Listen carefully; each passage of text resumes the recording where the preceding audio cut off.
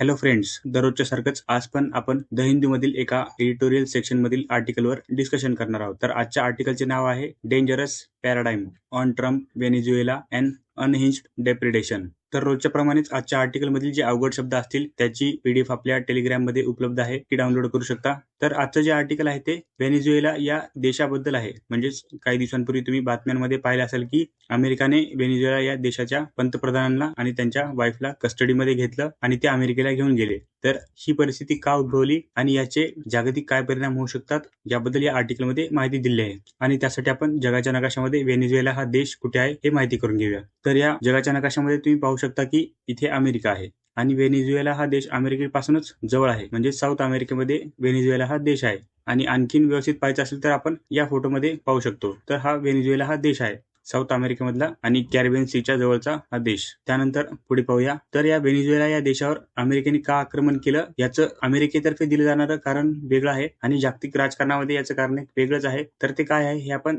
या एका टेबलमधून जाणून घेऊया. तर जे कच्चं तेल असतं, ज्यापासून की पेट्रोल, डिझेल, रॉकेल, केरोसिन आणि आणखी काही गोष्टी ज्या बनतात, तर या कच्च्या तेलाच्या खाणी जगभरामध्ये बऱ्याच ठिकाणी आहेत. तर त्यापैकी इथे आपण टेबलमध्ये पाहू शकतो तसं व्हेनेझुएला या देशामध्ये सर्वात जास्त हे कच्चं तेल उपलब्ध आहे. म्हणजे 303 बिलियन्स ऑफ बॅरल्स एवढं तेल व्हेनेझुएला या देशामध्ये सध्या परिस्थितीला उपलब्ध आहे. आणि एवढ्या तेलापैकी फक्त थोडं तेल ते सध्या एक्सपोर्ट करत आहेत, म्हणजे निर्यात करत आहेत. तर अशी परिस्थिती काय आहे, तर व्हेनेझुएला या देशाकडे टेक्नॉलॉजी एवढी डेव्हलप नाहीये. म्हणजे त्यांच्याकडे या कच्च्या तेलावर प्रोसेसिंग करण्यासाठी रिफायनरीज तेवढ्या प्रमाणामध्ये नाहीये आणि नसल्यामुळे कच्च्या तेलाचं व्यवस्थितरित्या एक्सपोर्ट करू शकत नाही आणि त्यापासून व्यवस्थितरित्या एक उत्पन्नाचं साधन निर्माण करू शकत नाहीये. आणि सध्या अमेरिकेला ही गोष्ट खूप महत्वाची वाटतेय. म्हणजे व्हेनेझुएला हा देश जर अमेरिकेच्या जवळ राहिला तर अमेरिका जागतिक राजकारणामध्ये बऱ्याच महत्वाच्या गोष्टी करू शकतो. तर हे महत्वाचं कारण अमेरिकेचं व्हेनेझुएला या देशावर आक्रमण करण्याचं आहे. पण अमेरिकेतर्फे दिलं जाणारं कारण हे आहे की व्हेनेझुएला या देशामधून ड्रग्सचं बऱ्याच मोठ्या प्रमाणामध्ये निर्मिती होते आणि तो ड्रग्स अमेरिकेमध्ये वेगवेगळ्या प्रकारे पाठवला जातो आणि हा ड्रग्स अमेरिकेमध्ये येण्यापासून थांबवला जावा म्हणून व्हेनेझुएला या देशावर आम्ही आक्रमण केलं आहे, असं अमेरिकेचे राष्ट्राध्यक्ष डोनाल्ड ट्रम्प यांचं म्हणणं आहे. तर या सर्व मुद्द्यांबद्दल आपण आज या आर्टिकलमधून सविस्तर माहिती करून घेऊया. तर आर्टिकलचे नाव आहे डेंजरस पॅराडाईम. डेंजरस म्हणजे धोकादायक आणि पॅराडाईम म्हणजे संकल्पना. On Trump, Venezuela and unhinged depredation. Unhinged म्हणजे नियंत्रणातून सुटलेले आणि डेप्रिडेशन म्हणजे लूटमार करणे किंवा नासधूस करणे. तर या पूर्ण वाक्याचा अर्थ आहे धोकादायक संकल्पना. तर कोणती धोकादायक संकल्पना, तर ट्रम्प, व्हेनेझुएला आणि सध्या जी बेबंद लूटमार चालली आहे अमेरिकेतर्फे, तर असा या लाईनचा अर्थ आहे. पुढची लाईन पाहूया. Trump has lowered the threshold of norms for conduct on global stage. Threshold म्हणजे किमान मर्यादा, नॉर्म्स म्हणजे सामाजिक किंवा नैतिक नियम, कंडक्ट म्हणजे वर्तन आणि ग्लोबल स्टेज म्हणजे जागतिक पातळी. तर इथे असं दिलं आहे की अमेरिकेचे राष्ट्राध्यक्ष डोनाल्ड ट्रम्प यांनी जागतिक पातळीवर कसं वर्तन केलं पाहिजे या वर्तनासाठी ठरलेली नैतिक मर्यादा खाली आणली आहेत. म्हणजे की कोणत्या देशाने जे दुसरे देश आहेत जगातले त्यांना त्रास दिला नाही पाहिजे, पण अमेरिकेने अशी कृती करून देशाच्या नैतिक राजकारण करण्याच्या मर्यादा असतात त्या खाली आणलेल्या आहेत, असं या लाईनमध्ये सांगितलं आहे. तर आता आपण पुढे संपूर्ण आर्टिकल माहिती करून घेऊया. Following the kidnap and removal to the US soil of Venezuelan President Nicolas Maduro and his wife. Following म्हणजे यानंतर, किडनॅप म्हणजे एखाद्याला अनैतिकरित्या पकडणे, रिमूव्हल म्हणजे काढून टाकणे. तर इथे असं दिलेलं आहे की जे व्हेनेझुएलाचे अध्यक्ष आहेत निकोलस मॅडुरो, त्यांना आणि त्यांच्या पत्नीला अपहरण करून त्यांना जे अमेरिकेत नेलं आहे त्या परिस्थितीबद्दल या वाक्यामध्ये सांगितलं आहे. पुढची लाईन पाहूया. On the back of military action not authorised by Congress or supported by the UN. On the back of म्हणजे या गोष्टीचा परिणाम. तर इथे काँग्रेस हा एक शब्द आलेला आहे. तर याचा आपण अर्थ सुरुवातीला पाहूया. तर हा जो काँग्रेस आहे हा शब्द आणि भारतामध्ये जो काँग्रेस पक्ष आहे या दोन्हीमध्ये काही संबंध नाहीये. म्हणजे हे दोन्ही शब्द पूर्णपणे वेगवेगळे आहेत. तर अमेरिकेमध्ये काँग्रेस कशाला म्हणतात, तर अमेरिकेचं जे पार्लमेंट आहे, म्हणजे की जिथून अमेरिका हा देश चालवण्यासाठी नियम किंवा कायदे बनवले जातात त्याला काँग्रेस असं म्हणतात. पार्लमेंट म्हणजे संसद. तर इथे या वाक्यामध्ये सांगितलं आहे की जे अमेरिकेचं काँग्रेस आहे म्हणजे अमेरिकेचं जे संसद आहे त्यांनी अशा प्रकारचा कोणताही कायदा किंवा नियम आजपर्यंत तयार केलेला नाहीये किंवा बनवलेला नव्हता आणि त्यामुळे अशी कृती करण्यास या काँग्रेसतर्फे मंजुरी नसल्याने आणि त्याच प्रकारे UN म्हणजे युनायटेड नेशन्स यांच्यातर्फेही अशा प्रकारच्या कृत्याला मंजुरी देत नाहीत. पुढची लाईन पाहूया. US president Donald Trump has now made clear his intent to set the crosshairs of American neo-imperialist expansion on other nations and territories including Colombia, Greenland, Mexico, Cuba and Iran. Made clear म्हणजे स्पष्ट करणे, intent म्हणजे हेतू किंवा उद्देश, क्रॉसहेअर्स म्हणजे लक्ष किंवा निशाणा. इम्पेरियलिस्ट म्हणजे साम्राज्यवादी. एक्सपान्शनिझम म्हणजे विस्तारवादी किंवा वाढ करण्याचे धोरण. तर या वाक्यामध्ये असं दिलं आहे की अमेरिकेचे राष्ट्राध्यक्ष आहेत डोनाल्ड ट्रम्प यांनी व्हेनेझुएलावर आक्रमण करून ही गोष्ट आता स्पष्ट केली आहे की व्हेनेझुएला सारखंच इतर देशांवर अमेरिकेचे आता हे जे निओ इम्पेरियलिस्ट म्हणजे नवसाम्राज्यवादी विस्ताराचं जे धोरण आहे त्या धोरणानुसार अमेरिका आता जगातील आणखी देशांवर पण लक्ष ठेवण्याचा आपला हेतू अमेरिका स्पष्ट करत आहे. आणि ते कोणकोणते देश आहेत तर ते या लाईनमध्ये दिले आहे. कोलंबिया, ग्रीनलँड, मेक्सिको, क्युबा आणि इराण. तर कोलंबिया आणि क्युबा हे जे 2 देश आहेत तर हे 2 देश व्हेनेझुएलाच्याच जवळ आहेत आणि ग्रीनलँड आणि मेक्सिको हे देश अमेरिकेच्याच आजूबाजूला आहेत. आणि त्याचबरोबर इराण हा जो देश आहे तो मिडल ईस्ट मधला देश आहे. तर या सगळ्या देशांवर आता अमेरिका त्यांचं नवसाम्राज्यवादी विस्ताराचं हे जे धोरण आहे यानुसार लक्ष ठेवू शकतं असं या लाईनमध्ये सांगितलं आहे. पुढची लाईन पाहूया. The Trump administration surprised the world and apparently Venezuelan military forces when it launched an overnight strike on Caracas over the weekend. Surprise म्हणजे आश्चर्याचा धक्का देणे, अपॅरेंटली म्हणजे वरवर पाहता, लॉन्च्ड म्हणजे सुरू करणे, ओव्हरनाईट स्ट्राईक म्हणजे रातोरात केलेला हल्ला आणि काराकास हे व्हेनेझुएलाच्या राजधानीचे शहर आहे. तर इथे असं दिलं आहे की आठवड्याच्या शेवटी काराकास या शहरावर रातोरात हल्ला करून ट्रम्प प्रशासनाने जगाला आणि वरवर पाहता व्हेनेझुएलाचं जे लष्कर होतं या दोघांनाही आश्चर्याचा एक धक्का दिलेला आहे. पुढची लाईन पाहूया. Including likely use of artillery and special forces to extract the Madurus to face federal drug trafficking and weapon charges that Maduro pleaded not guilty to. Including म्हणजे समावेश करणे, आर्टिलरी म्हणजे गोळाबारूद, स्पेशल फोर्सेस म्हणजे ज्या अमेरिकेच्या महत्त्वाच्या आणि विशेष सेना आहेत, फेस म्हणजे तोंड देणे, फेडरल म्हणजे केंद्र शासन, ड्रग ट्रॅफिकिंग म्हणजे अंमली पदार्थाची तस्करी, वेपन्स चार्जेस म्हणजे जे शस्त्रास्त्र आहेत त्यांचा वापर केल्याबद्दलचे आरोप, प्लीडेड म्हणजे न्यायालयात आपले म्हणणे मांडणे आणि नॉट गिल्टी म्हणजे दोषी नसणे. तर या वाक्यामध्ये असं दिलं आहे की अमेरिकेने जी युद्धात वापरली जाणारी मोठी शस्त्र असतात ती शस्त्र म्हणजेच आर्टिलरी याचा वापर करून आणि त्याचबरोबर जे अमेरिकेचे विशेष दल आहे या दलांचा वापर करून मेडोरो ताब्यात घेतले जेणेकरून त्यांना अमेरिकेच्या केंद्र सरकार यांच्यासमोर अंमली पदार्थांची तस्करी करणे आणि त्याचबरोबर शस्त्रास्त्रांचा वापर करणे या 2 मुद्द्यांवरून त्यांच्यावर खटला भरला गेला आणि या खटल्यामध्ये मेडोरोवर जे आरोप केले आहेत त्यांनी फेटाळलेले आहेत असं या वाक्यामध्ये सांगितलं आहे. पुढची लाईन पाहूया. Responding to media after the event mister Trump appeared to be setting his sights on Colombian president Gustavo Petro. appeared म्हणजे वाटणे, साइट्स म्हणजे लक्ष आणि रिस्पॉन्डिंग टू मीडिया म्हणजे मीडिया किंवा प्रसार माध्यम यांच्याशी चर्चा करत असताना. तर या वाक्यामध्ये असं दिलं आहे की मेडेरो यांनी हा जो खटला त्यांच्यावर भरला गेला आहे अमेरिकेतर्फे यावर त्यांनी जे सर्व आरोप फेटाळले होते त्याबद्दल जेव्हा प्रसार माध्यमांतर्फे प्रश्न विचारले गेले तेव्हा डोनाल्ड ट्रम्प यांनी प्रसार माध्यमांना बोलताना कोलंबियाचे अध्यक्ष गुस्ताव पेट्रो यांच्यावर अमेरिकन सरकार किंवा ट्रम्प हे लक्ष ठेवत असल्याचे दिसते असं या लाईनमध्ये सांगितलं आहे. पुढची लाईन पाहूया. When he said that the country was being run by a sick man who likes making cocaine and selling it to the US and he is not going to be doing it for very long. Sick man म्हणजे मानसिकदृष्ट्या विकृत असणारी व्यक्ती आणि cocaine म्हणजे अंमली पदार्थ. तर या वाक्यामध्ये ट्रम्प जे व्हेनेझुएलावर आक्रमण झालं त्या आक्रमणाबद्दल सांगतात की तो देश एका आजारी माणसाकडून किंवा मानसिकदृष्ट्या विकृत माणसाकडून चालला जातो आणि त्या देशामधून कोकेन म्हणजेच अंमली पदार्थ तयार करून ते अमेरिकेला विकले जातात. अशा प्रकारचा तो देश आहे आणि आता ते म्हणजे व्हेनेझुएला हा देश असं फार काळ करणार नाही. म्हणजेच आता व्हेनेझुएलावर आक्रमण केल्यानंतर ते अंमली पदार्थ अमेरिकेमध्ये विकू शकणार नाहीत असं या वाक्यामध्ये सांगितलं आहे. पुढची लाईन पाहूया. हे थोडं चुकलं आहे, इथे स्पेस चुकून दिला गेलेला आहे. तर हे वाक्य आपण पूर्ण वाचूया. Similarly mister Trump has remarked that the US has a need for Greenland from the perspective of its national security.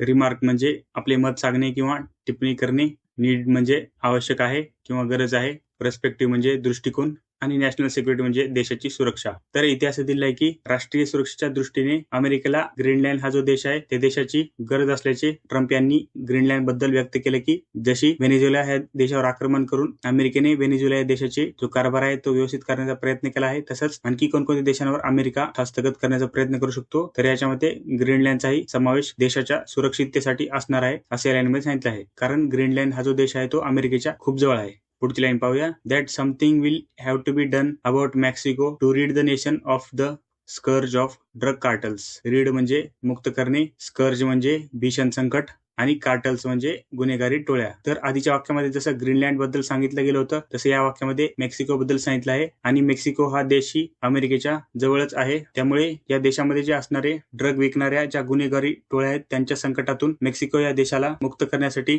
काहीतरी करावेच लागेल असं पुढे ट्रम्प यांनी सांगितलं. पुढची लाईन पाहूया. That Cuba is ready to fall in the absence of revenue link to the Venezuelan oil. Ready म्हणजे तयार असणे, फॉल म्हणजे पडणे किंवा मग मोडून निघणे, ॲब्सेन्स म्हणजे अभाव, रेव्हेन्यू म्हणजे उत्पन्न.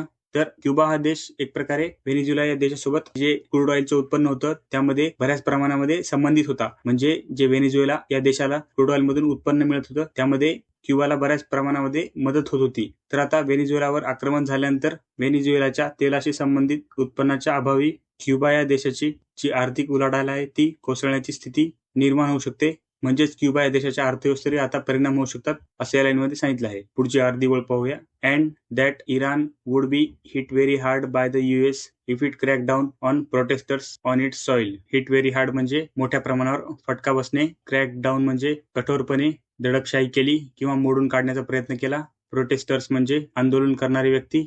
तर पूर्वीच्या वाक्यामध्ये सांगितलं होतं की क्युबा हा देश आर्थिक संकटामध्ये आता सापडू शकतो व्हेनेझुएला या देशामध्ये आक्रमण झाल्यानंतर. आणि त्याचप्रमाणे इराण या देशामध्ये जे सध्या काही सरकार विरुद्ध आंदोलन चालले आहेत तर या आंदोलनावर जर इराण या देशातर्फे काही कठोर कारवाई केली गेली तर अमेरिकेतर्फे या कृतीवर अत्यंत कठोर कारवाई अमेरिकेतर्फे इराणवरही केली जाईल असं या लाईनमध्ये सांगितलं आहे. पुढची लाईन पाहूया. While the Trump administration has constantly lowered the threshold of norms and acceptable standards for the conduct of nations on global stage. While म्हणजे जरी, कॉन्स्टंटली म्हणजे नेहमी, लोअर्ड म्हणजे कमी करणे, थ्रेशोल्ड म्हणजे मर्यादा, नॉर्म्स म्हणजे नियम, ॲक्सेप्टेबल स्टँडर्ड्स म्हणजे स्वीकार करता येतील असे नियम किंवा मापदंड. तर इथे असं दिलं आहे की ट्रम्प प्रशासनाने सातत्याने जागतिक पातळीवर राष्ट्राचे जे वागण्याचे नियम आहेत ते नैतिकरित्या वापरायचे नियम आणि प्रत्येकाला मान्य असतील असे मापदंड हे एक प्रकारे खालवले आहेत. म्हणजे अचानकपणे असं व्हेनेझुएलावर आक्रमण करून अमेरिकेने हे जे जागतिक पातळीवर राष्ट्रांच्या वर्तनाचे नैतिक नियम आहेत आणि त्याचबरोबर जे स्वागतार्ह मापदंड आहेत ते एक प्रकारे आता अमेरिकेतर्फे जागतिक पातळीवर खालावले आहेत. म्हणजे अमेरिकाच हे नियम जर पाळत नसेल तर हे नियम आता बऱ्याच प्रकारे जागतिक पातळीवर पण तेवढे मानले जाणार नाहीत. तर पुढची जी आहे ती अर्धी लाईन आहे मागच्या लाईन पासून. And diverge from the positions of previous Democrat and Republican led governments on the threat posed for example by Russia to Europe. Diverge म्हणजे वेगळे करणे किंवा वेगळे झाले, पोझिशन्स म्हणजे परिस्थिती किंवा विचार करण्याची पद्धत, प्रिव्हियस म्हणजे यापूर्वीच्या, डेमोक्रॅटिक आणि रिपब्लिकन हे अमेरिकेमधील दोन महत्वाचे पक्ष आहेत आणि सध्या डोनाल्ड ट्रम्प जे आहेत ते रिपब्लिकन या पक्षाचे नेते आहेत. तर या वाक्यामध्ये असं सांगितलं आहे की रशियाकडून युरोपला निर्माण होणाऱ्या धोक्याबाबतही आणि त्याचबरोबर पूर्वीच्या डेमोक्रॅट आणि रिपब्लिकन सरकारच्या भूमिकापासून ही जी आत्ताची कृती आहे व्हेनेझुएलावर आक्रमण होणं ही सरकारच्या सर्व पूर्वीच्या धोरणापासून वेगळ्या दिशेने जाते असे या लाईनमध्ये सांगितलं आहे. म्हणजे एक प्रकारे डोनाल्ड ट्रम्प यांची जी काम करण्याची पद्धत आहे ती अमेरिकेच्या आजपर्यंतच्या काम करण्याच्या पद्धतीपेक्षा पूर्णपणे वेगळीच आहे असे या लाईनमध्ये सांगितलं आहे. पुढची लाईन पाहूया. To directly engaged in unauthorized illegal interference of Brazilian kind. Unauthorized म्हणजे अनधिकृत, illegal interference म्हणजे बेकायदेशीर हस्तक्षेप आणि ब्रेझन काइंड म्हणजे थेट किंवा बिनधास्त. तर या वाक्यामध्ये असं दिलं आहे की थेट आणि त्याचबरोबर बेकायदेशीर जे काही हस्तक्षेप करण्याइतपत अमेरिकेची जी मजल गेली आहे त्याबद्दल या वाक्यामध्ये सांगितलं आहे. पुढची लाईन पाहूया. And seek regime change through the use of force in an established hemispheric power is a new low. Seek म्हणजे प्रयत्न करणे, रिजिम म्हणजे सत्ता, न्यू लो म्हणजे अत्यंत खालची पातळी, एस्टॅब्लिश्ड हेमिस्फेअर पॉवर म्हणजे स्थापित प्रादेशिक सत्ता. म्हणजे ही जी स्थापित प्रादेशिक सत्ता आहे या सत्तेचा वापर करून सत्ता बदल करण्याचा प्रयत्न घडून आणणे ही अत्यंत खालची पातळी आहे असं या लाईनमध्ये सांगितलं आहे. पुढची लाईन पाहूया. The deeper danger of this so called ड्रोनो doctrine ultimately promised on seizing Venezuela's cherished oil resources. Deeper danger म्हणजे गंभीर धोका, ड्रोने डॉक्टरीन म्हणजे ट्रम्प यांची धोरणात्मक संकल्पना म्हणजे त्यांची काम करण्याची पद्धत, अल्टिमेटली म्हणजे शेवटी, प्रेमाइज्ड म्हणजे त्यावर आधारलेले, सीझिंग म्हणजे ताब्यात घेणे आणि चेरिस्ड म्हणजे मौल्यवान, सो कॉल्ड म्हणजे तथाकथित. तर इथे असं दिलं आहे की ट्रम्प यांनी हे जे सांगितलेलं किंवा तथाकथित हे जे ड्रोने डॉक्टरीन आहे याचा खरा आणि खोल धोका असा आहे की शेवटी व्हेनेझुएला या देशामधलं जे मौल्यवान जे तेलाचे साठे आहेत ते ताब्यात घेण्यावर अमेरिकेचा मुख्य भर होता असं या लाईनमध्ये सांगितलं आहे. पुढची लाईन पाहूया. Rather than any pretext of restoring democracy.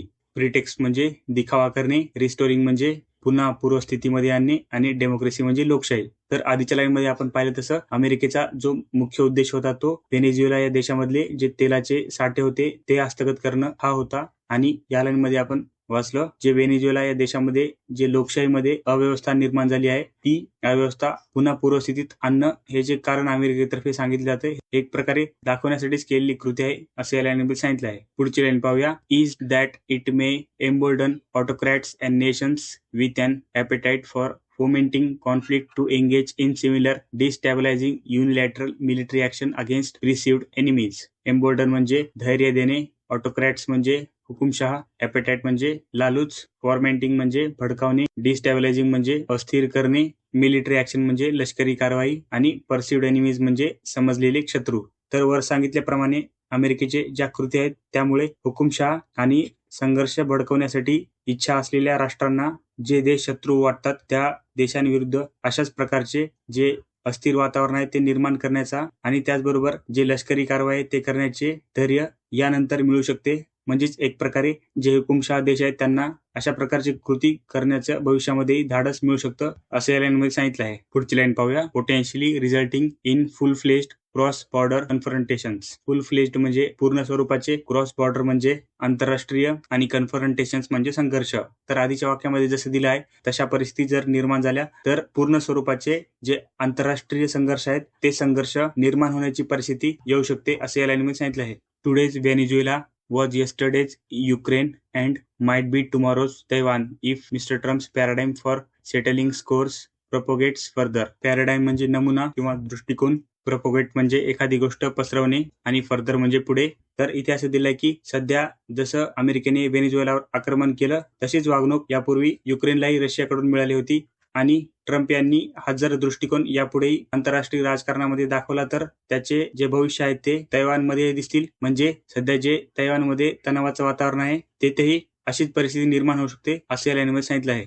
पुढची लाईन पाहूया. Why the leaders of each potential future target of US aggregation and the UN leadership have protested such action by Washington. Potential future target म्हणजे भविष्यामध्ये ज्या देशांवर अशा प्रकारची कृती केली जाऊ शकते असे देश. ॲग्रेशन म्हणजे आक्रमण, प्रोटेस्टेड म्हणजे निषेध केला आणि वॉशिंग्टन ही अमेरिकेची राजधानी आहे. तर इथे असं दिलंय की अमेरिकेचे जे संभाव्य आक्रमण आहे त्याचे लक्ष्य ठरू शकणाऱ्या आणखी काही देशांनी आणि संयुक्त राष्ट्राचे जे नेतृत्व आहे यांनी अमेरिकेची ही जी कृती आहे या कृतीच्या विरोधात निषेध नोंदवला आहे. पुढे पाहूया. It might take nothing less than the major powers of today, including India, Europe, Australia, Africa, and Latin America, speaking in one voice against this unhinged depredation by the Trump administration to halt this dangerous new paradigm in its tracks. Track nothing less than म्हणजे यापेक्षा कमी काहीच पुरेसे नाही. Unhinged म्हणजे बेबंद किंवा कोणत्याही गोष्टीची लगाम नसणे. डेप्रेडेशन म्हणजे लूटमार. पॅराडाईम म्हणजे संकल्पना. तर इथे असं दिलं आहे की ही जी धोकादायक नवी संकल्पना तयार होऊ शकते अमेरिकेच्या वागण्यामुळे ही रोखण्याची गरज भारत, युरोप, ऑस्ट्रेलिया, आफ्रिका आणि त्याचबरोबर लॅटिन अमेरिका यासारख्या आजच्या ज्या प्रमुख जागतिक शक्ती आहेत त्यांनी एकत्र अमेरिके सरकार विरुद्ध हे जे अमेरिकेचे सध्या स्वइच्छेने किंवा बेबंद वागणूक आहे तर त्या वागणुकीविरुद्ध आणि या अमेरिकेच्या लुटमारी विरुद्ध या सर्व देशांनी एकत्रपणे जागतिक स्तरावर बोलणे किंवा आपले मत व्यक्त करणे आवश्यक आहे. आणि असे केले तरच ही जी नवी धोकादायक संकल्पना अमेरिका आणि ट्रम्प प्रशासन करत आहेत ही थांबवता येईल. आणि याशिवाय दुसरा कोणताच पुरेसा ट्रम्प प्रशासनाचं हे जे काम आहे ते काम थांबवण्यासाठी पुरेसा नाहीये असे वाक्यामध्ये सांगितलं आहे. तर अशा प्रकारे आपण व्हेनेझुएला या देशामध्ये सध्या चाललेली परिस्थिती आणि यावर जे जागतिक वातावरण आहे याबद्दल या आर्टिकलमध्ये चर्चा केली. धन्यवाद.